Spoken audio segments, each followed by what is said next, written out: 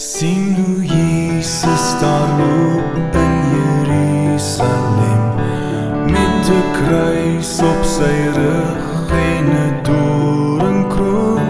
Hoor die menigte skreeu en roep kruisig hom, so betaal hy die sondeloon.